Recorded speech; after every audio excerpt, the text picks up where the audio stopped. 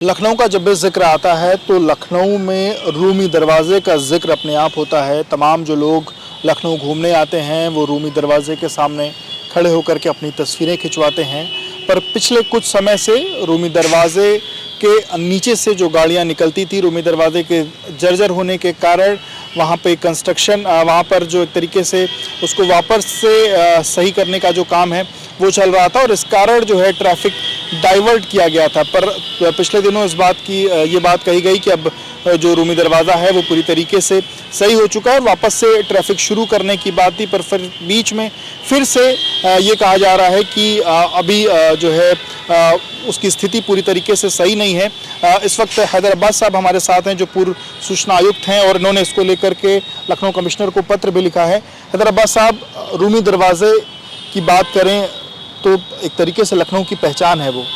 क्या स्थिति है, क्या आपने पत्र कमिश्नर को उसको लेकर के लिखा? देखिए, रूमी गेट जो है वो गेटवे टू कॉन्स्टेंटिनोपल यानी कहलाता है और मैंने इसी के ताल्लुक से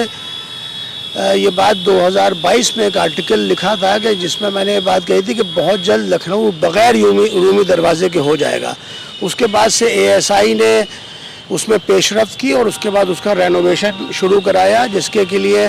मैं एएसआई का शुक्रगुजार हूँ। और इसी झैल में मैं लखनऊ की डिविजनल कमिश्नर साहिबा जनाब रोशन जेकब साहिबा से भी मिला और डिस्ट्रिक्ट मजिस्ट्रेट साहब से भी मिला, जिसमें मैंने उनसे गुजारिश की कि इसके नीचे से अब कोई भी 2 व्हीकल ट्रैफिक भी नहीं जाना चाहिए। तो जिसको कि डिस्ट्रिक्ट मजिस्ट्रेट साहब ने कहा कि ये बहुत अच्छा आइडिया है और हम इसको पूरी तरह से कॉर्डन कर देंगे, जिसके झैल में अब ये होने जा रहा है कि उसके चारों तरफ एक ग्रीन कलर्स के स्मॉल पिलर्स लगा दिए जाएंगे, जिसमें बीच में जंजीरें लगा दी जाएंगी कि जिससे कि किसी भी तरह का कोई भी ट्रैफिक उसके थ्रू नहीं जाएगा। क्या स्थिति इतनी जर्जर, आप ऐसा मानते हैं कि मतलब कोई भी हादसे के कारण ये कर रहे हैं या सुरक्षित रखने के कारण, संरक्षित रखने? देखिए, उसके नीचे से तो बहुत हैवी ट्रैफिक गुजरता था, लेकिन मैं एक बात आपको और बता दूं कि 2001 में इसी रूमी गेट के नीचे से एक 11 kV की एक हाई टेंशन इलेक्ट्रिसिटी लाइन को गुजारना शुरू कर दिया और एक बहुत ही बड़ी वाटर सप्लाई लाइन भी उसके नीचे से जा रही है। तो आप यूँ समझिए कि इतनी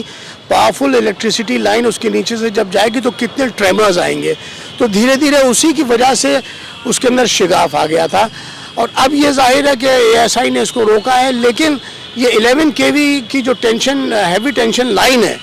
इलेक्ट्रिसिटी की, उसको हटाना पड़ेगा उसके नीचे से और वो वाटर सप्लाई लाइन भी वहाँ से हटानी पड़ेगी, तभी हम इस रूमी गेट को जो है वो देर सवेर से रोक सकते हैं और उसकी असल फलाह बहबूद तभी हो सकती है। अभी हमने देखा लगभग 1 साल से उसको संरक्षित करने का, सही करने का जो काम धाम था वो चल रहा था, तो क्या ये सही होने के बाद फिर ट्रैफिक वहाँ नहीं शुरू किया? नहीं, अब वहाँ से कोई ट्रैफिक उसके थ्रू नहीं जाएगा। मैंने एक और सबमिशन भी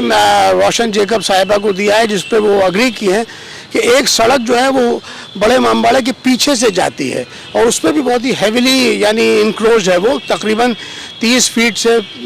की वो सड़क है। तो अगर उसको वैकेट करा दिया जाए तो काफ़ी ट्रैफिक जो है उधर से भी डाइवर्ट हो सकता है और वो सीधे मेडिकल कॉलेज के यानी पीछे की तरफ वो सड़क आती है। तो वो भी एक अच्छा मैंने अपनी मुनासिबत से उनको आइडिया दिया, जिसको वो कंप्लाई करेंगी होपफुली। बिल्कुल। तो रूमी दरवाज़े को लेकर के ये बात पिछले 1 साल से जो वहाँ ट्रैफिक है वो अब रूमी दरवाज़े के साइड से निकलता है और आने वाले दिनों में अब उसको पूरी तरीके से संरक्षित करने की जो बात है वो कही जा रही है, यानी कि उसके अगल बगल पूरी तरीके से जंजीरें लगा करके अब बीच से कोई नहीं निकल पाएगा। जो लगभग एक साल से हालांकि जो प्रक्रिया बंद है, बीच में ये माना जा रहा था कि शायद वापस से ट्रैफिक जो है वो शुरू हो जाएगा, लेकिन चूँकि उसकी स्थिति को देखते हुए वापस से जो लोग हैं वो दाहिनी तरफ से जो जगह है, दाहिनी और बाएं तरफ से वहीं से निकल सकते हैं और फिलहाल वहाँ का जो नीचे से निकलने का जो रास्ता है वो पूरी तरीके से आम जनता के लिए बंद रहेगा।